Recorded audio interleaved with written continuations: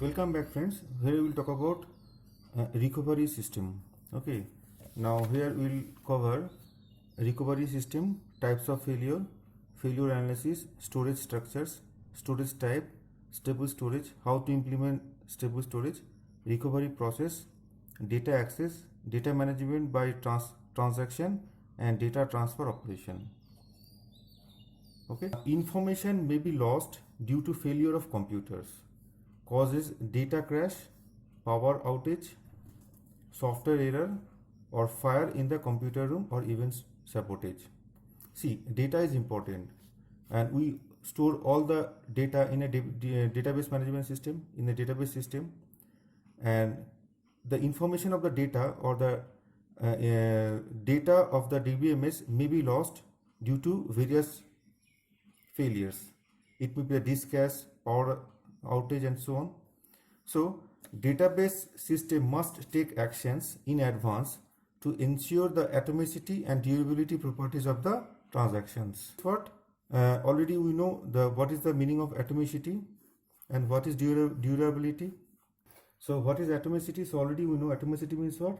Either all operations of the transactions are reflected properly in the database or none are. That means execute all the transaction or do not execute any transactions.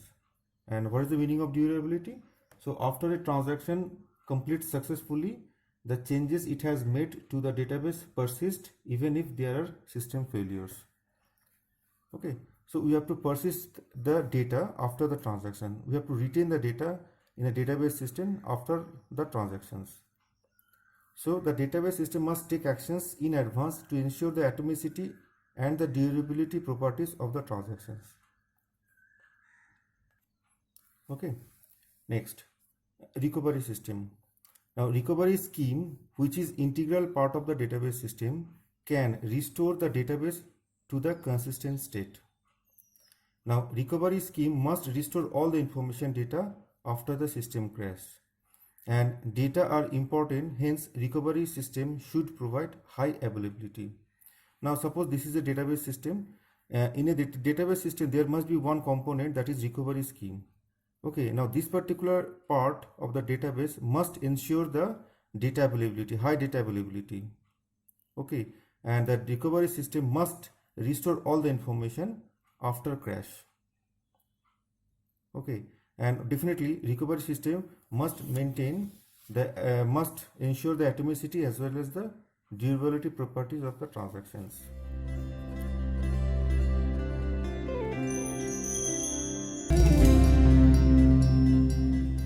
Now failure types. There are two types of failure, simple types and difficult. Now in simple, no loss of information is there, but in difficult, loss of information is there. Similarly, we divide the failure types like this way. There may be the transaction failure, it may be the logical error or system error, or it is a system crash or disk failure. So we will see one by one in detail. Okay, now transaction failure. Now there are two types, logical error and system error. Now logical error is due to bad input. Okay, say bad input means what? Suppose here we have to put the value of a, so value, say you have to transfer a value, say A to B, say 100 rupees or $100. Okay, now suppose instead of storing 100, you have entered A, B, C. Are you getting this one? So definitely it is a bad input. Or data not found. Suppose you want to insert a bank account name. Okay, you want to insert a bank account name, and but that particular account name is not correct, or account number is not found. Okay, or overflow or resource limit. Resource limit means what? Suppose here in account A 500 rupees is $500 is there, and you want to transfer $600. So definitely it is not possible. Or suppose an account minimum balance would be say $100, and you want to transfer say $500, so it is not possible. Okay, so that is the so the error will occur. So that is called logical error. So the logical error is what? Due to bad input. Okay, so instead of storing the number, you have inserted the character. Data not found. Okay, you have entered the wrong bank account number. Overflow or resource limit, etc. Now another is what? System error. Now due to the deadlock of the transactions. So already you know what is the deadlock. So A, B, C, D, all other transactions are there. Now B transaction is waiting for A transaction, C is waiting for B, D is waiting for A, and A is waiting for D. Now this is what it is called a deadlock situation. So if the deadlock will occur, that is error, that is called system error, and definitely we can re-execute the in failure. So we can kill any one of the transaction, if you kill it, so we can break the deadlock and we can re-execute all the transactions. Are you getting this one? Next is system crash. Now what is system crash? System crash due to hardware malfunction, bug in the database software or the operating system that causes the loss of the content of the volatile storage and bring transaction processing to a halt. Okay, now we can see here, suppose in memory there are two, in memory hierarchy, RAM and hard disks are there. So generally the size of the RAM is limited, it may be the 4 GB or 8 GB, and size of the hard disk is what? It is a say 100 GB, 1 TB or 2 TB or 10 TB, like this way. Now the content of the non-volatile storage remain intact due to the system crash. Okay, but the loss of the content in the RAM. So if system crash will occur, then the loss of the content in RAM will occur. So we can lose information from the RAM, but we can retain the information, we can retain the data in the hard disks. Are you getting this one? So this is what the volatile RAM, volatile memory, and this is what non-volatile memory. So if system crashes, so we lose information from the volatile content, but we keep data in non-volatile content. Next is what one concept is there, one term is there, that is called fail stop assumption. So what is that? When transaction errors or bugs in the software bring the system to a halt but do not corrupt the non-volatile storage content is known as fail stop assumption. Okay, so we have seen so if when system crashes, so the database system loses information from the RAM, from the volatile content, but do not lose information from the non-volatile content. This particular concept is called fail stop assumption. Next is what? Finally, it is a disk failure. So due to the head crash, okay, or failure during the data transfer operation, a disk block loses its content. Okay, so that means what we have seen here, this is what our RAM, okay, and this is what our hard disk, and we may lose in this section, in this case, in system crashes, we may not lose information from the non-volatile content, but here if the disk failure, okay, so due to head crash or failure during data transfer, we lose information from the hard disk also. Are you getting this one? So the disk failure is a fatal error. That's a really a problem. Now here we have seen one hierarchical architecture, memory architecture, where RAM is there, hard disk is there. Now for data recovery purpose, we can keep data in archival backup, say it is a magnetic tape or other disks for data recovery. Okay, and all the disk or the magnetic tapes are placed in the remote area, not in the same area. Next is what? Failure analysis.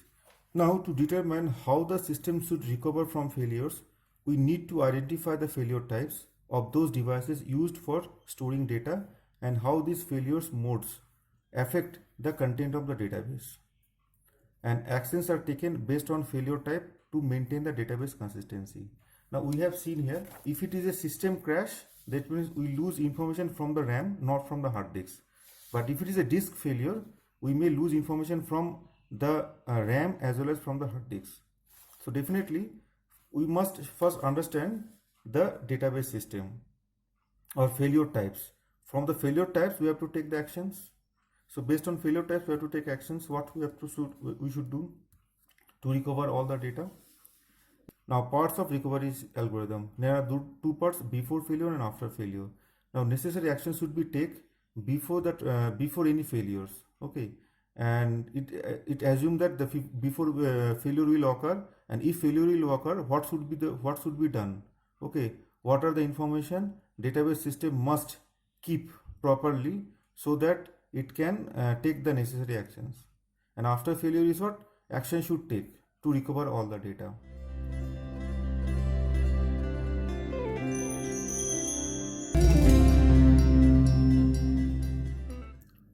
Next is storage structure. Now, various data items in the database may be stored and accessed in a number of different storage media. So already we have seen this particular memory hierarchy. Now we can see here, this is what our CPU. In CPU, cache memory are there. So cache memory level 1, cache memory level 2, and RAM is there. And it is random access memory, or it's called primary memory.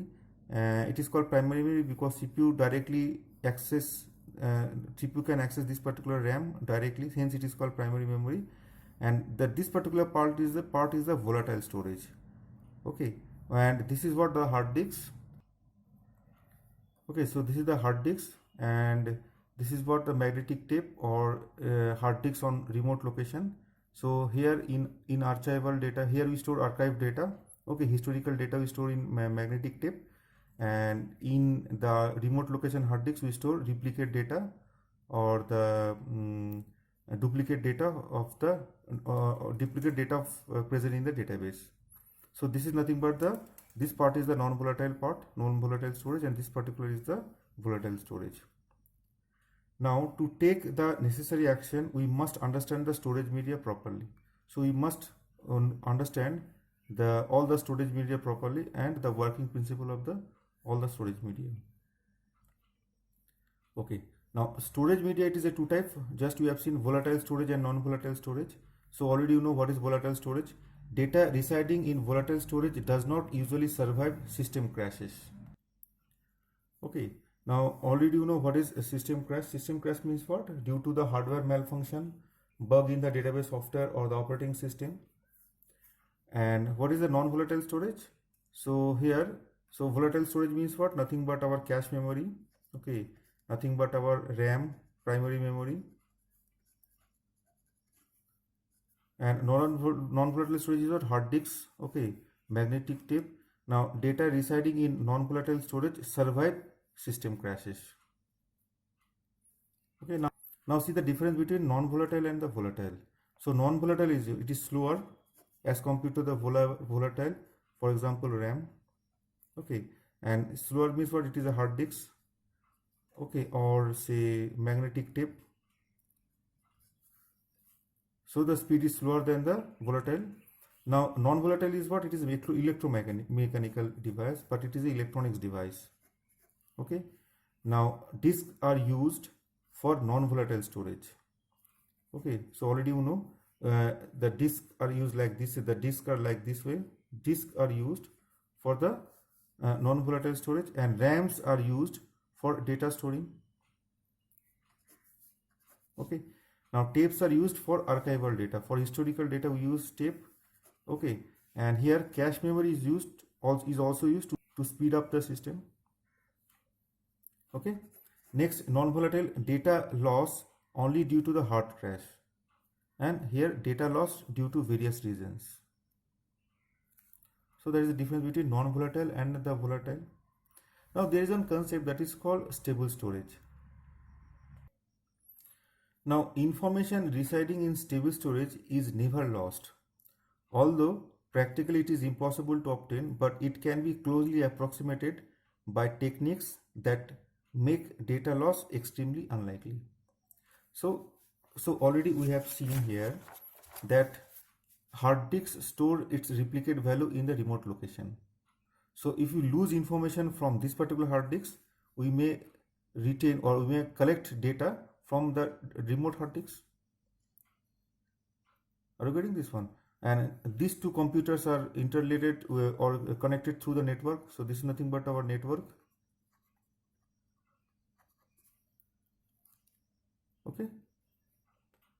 Okay, so the next question is how to implement stable storage. So we have seen earlier.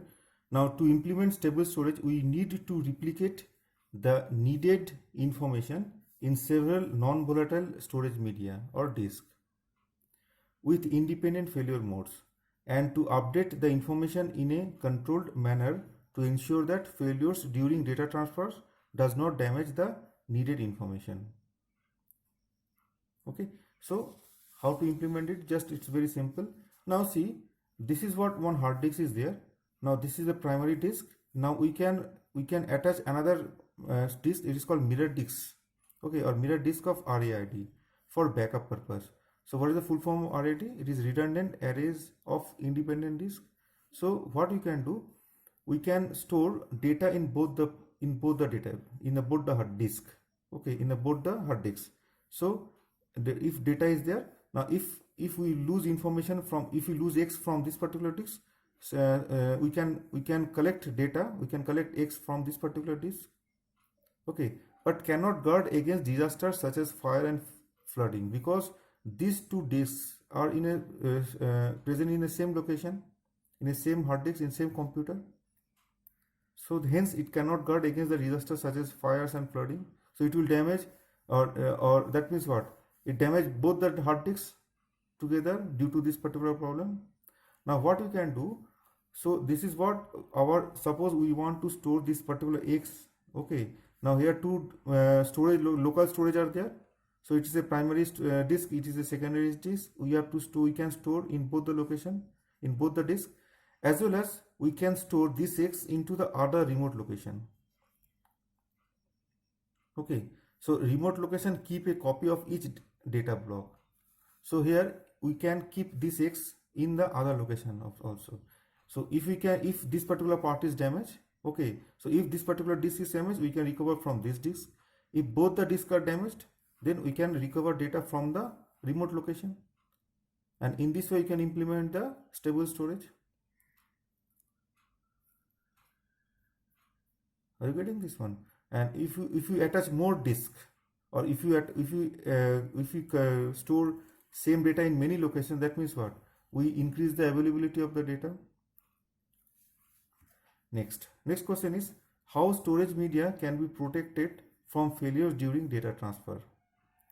Now, the block transfer between memory and the disk storage can result in successful completion, partial failure, and total failures. Okay, so our aim is to, now memory and the disk, say this is what our RAM and this is what our hard disk. Say memory location, say it is a disk, hard disk, and there is a link between the RAM and links. Now our objective is to how the storage media can protect it from failure during the data transfer in between the RAM and disk. So the block transfer between the memory and the disk storage can result in successful completion, means successfully it can store, or two problems are there, partial failure or the total failure. Means what? Say A, B, C. Now it may be possible that we cannot update all ABC, or we may update only A or only B. So the failure may be partial or maybe the total. Okay. So if a data transfer failure occurs, the system detects it and invoke a necessary procedure to restore the block to a consistent state. Now to do so, the system must maintain two physical blocks for each logical database block. So I think already we already have discussed. So the same data we store in two locations. So mirror disk in same location and the remote backup in the other location. So if you lose information due to data transfer or due to some problem, we can recover data from the remote backup, from the remote disk. Okay. Now an output operation is executed as follows. Now write the data onto the first physical disk. Let in a CPU two disks are there, say first and second. So write the data onto the first physical disk. When the first write or complete successfully, when it is complete successfully, write the same data onto the second disk. Suppose X you want to read, so here you have to keep X here as well as same data X. And third is what? The output is complete only after the second write completes successfully. How do we do this one? So first write data into the first physical block, and when it's complete, write same data X into the second disk. When the output is complete after, so the output is completed only after the second write completes successfully. So we can say that the output is complete if the write operation is successful in second disk also.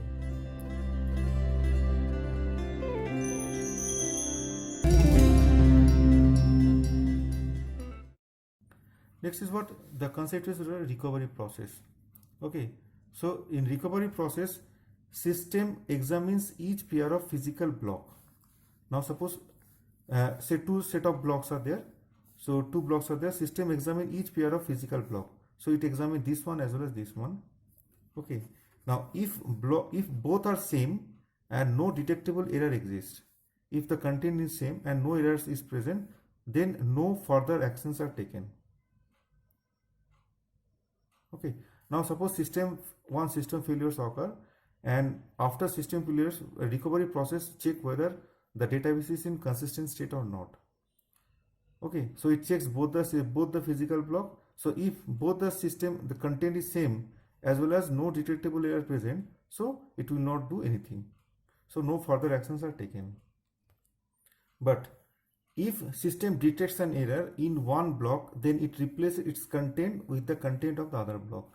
So it will detect some error in this particular block. If the error is present in this particular block, then transfer the data from second block to the first block. If error is detected in this particular block, they transfer data from first block to the second block. Are you getting this one? Now, if both blocks contain no detectable error but they differ in content, then the system replaces the content of the first block with the value of the second block. Okay, so if errors are not there but the content is different, so in that case the recovery system transfer all the data from second disk to the first disk. So it will perform this operation. Okay, and to reduce the probability of failure, we may use more than one remote backup. So here we have taken only one, we can take two more. So this is the third, okay, this is the fourth, and we can keep the same X data here, here, here, and here.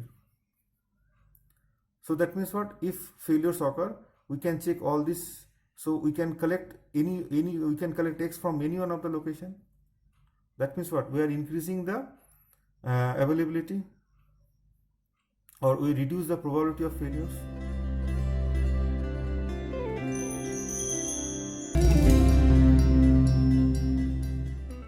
Next, we will talk about the data access.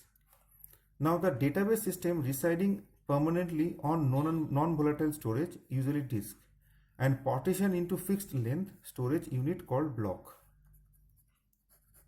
So this is nothing but a disk. Here the tracks are there. Now all the tracks are divided into some portion of the divided into some parts. Each part is called block. Okay. Now in a database, suppose one table is there. Here student roll number names are there, 1 2 3 4 5 6, Kishore, Asa, Rafi, Talat, Mohammed, Hemant and Manna, and say we divide this into blocks by blocks. So this is block 1. So this particular part is stored in this particular part. This particular part may store in this particular part. Okay, so the blocks are the unit of data transfer to and from disk and may contain several data items. So you can see here 3 records are there, 3 data are there in a single block. Okay, now the input and output operations are done in block units. So data is transferred block by block. Okay, now it is not by record or data by data. So the data transfer is not block by block. So transfer one block to here, or if it is required, transfer the whole block here. Okay. Now see, this is what our RAM, this is what our hard disks.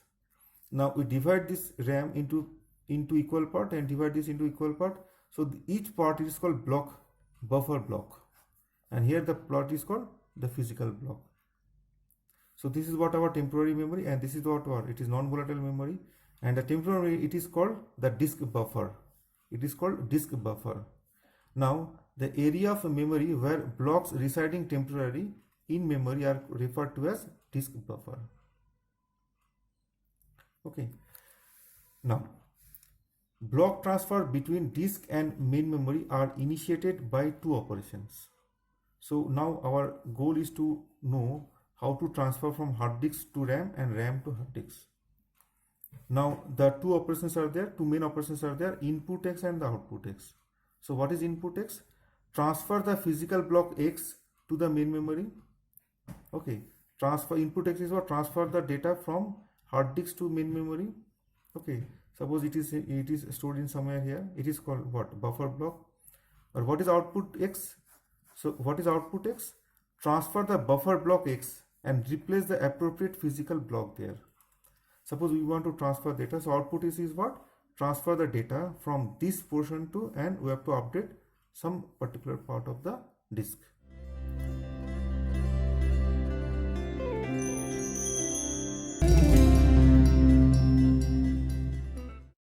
Now we'll talk about data management by transaction. Now the system creates a work area when the transaction is initiated.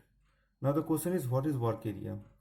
Now each transaction has a private work area to store all the data accessed or updated by the transactions.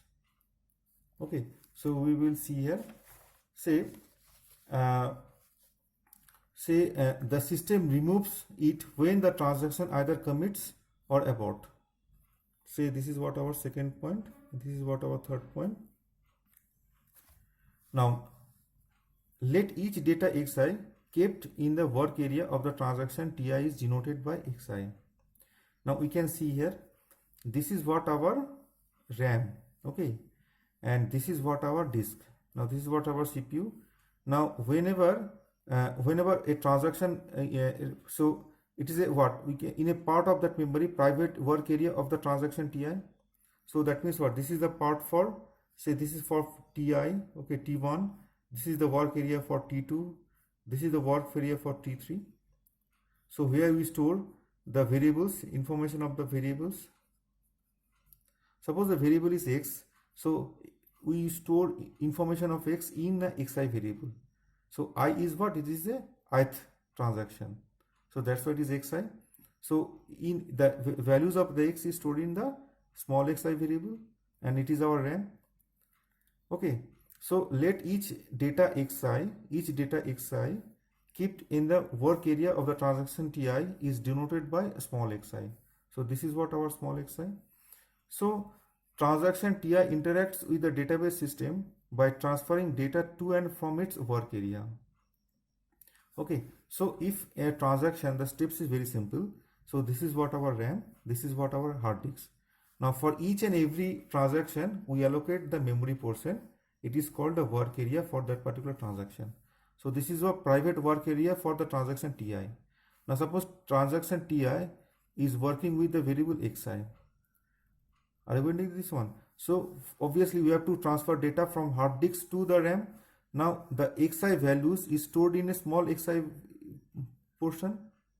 Okay, and whenever the transaction needs to use this xi, the value of x, transaction use this particular part to read the data and to write the data.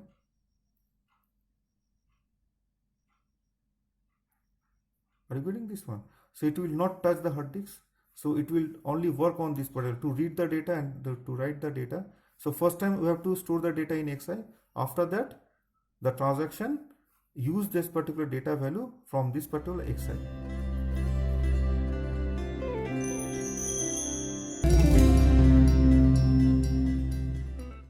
Talk about the data transfer operations.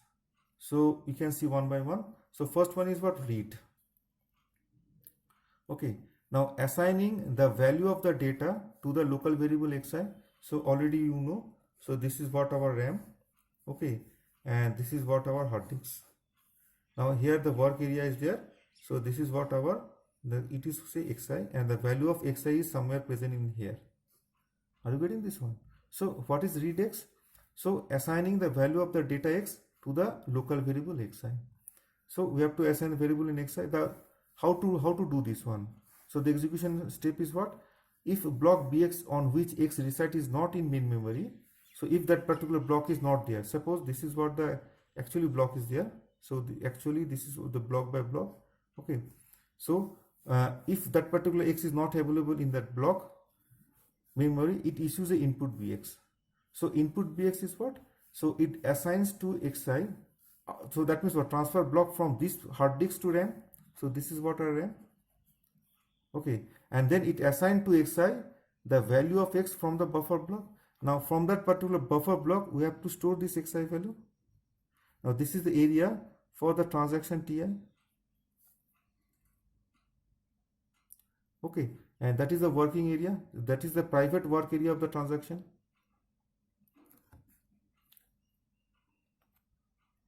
Next we'll discuss about the write x. Now write x is what? Assigns the value of local variable xi to data x in the buffer block. That means what? See, the steps is very simple. So already you have seen that in a read x, so assign the value of x in the xi variable. So this is what the work area for the transaction Ti. Now if this particular block is present, if the data is present in this particular block, in buffer block, then collect the data from the buffer block. Transfer data from buffer block to the workload area. Okay, but if that particular block, the data block is not present in the buffer block, then transfer data from the hard disk and then transfer data from buffer block to the workload area, work area. Okay, now next is what? Assigns the value of local variable xi to data x to the buffer block. Now next is what? Transfer data from work area to say buffer area, block buffer or buffer block. So this is what our original x. Okay, so how it is possible? Execution step. If block bx on which x reside is not in main memory, it issues a input bx. Now suppose xi wants to update this particular x, where this x is present in buffer block. So this is nothing but our RAM. Now if this particular memory is available, if this x is available, then it's okay. We can update this x. If this is not available, this particular x is not available, then we have to transfer data. We have to transfer that particular block where this x is there to the buffer block. Okay, and if it assigns the value of xi to the x in the buffer bx, and then assign this particular value xi into the buffer block. Are you getting this one? So when a transaction needs to access a data item x for the first time, it must execute read x. So definitely we have seen here. So what is execute read x? Okay, so in a RAM, two parts are there. So this is what a buffer block and the you can say work area. So first of all, if that transaction Ti needs that particular x value, so that particular block, so that particular data must transfer from buffer block to the work area. But if this is not available here, so that particular database system must transfer from hard disk to the buffer block, then from buffer block to xi. Okay, so it must execute the read x. Now the system then perform all updates to x on xi. So whatever may be the updates are there, update only this particular part. It will not touch this particular x or this particular x. Okay, so the system then perform all update to x as xi. After the transaction access x for the final time, it must execute write x to reflect the change to x in the database itself. So if it execute the last instruction, and then only that particular the values of x must transfer from this particular work area to the buffer block. And already we know buffer block already present in the RAM, it is not in the hard disk.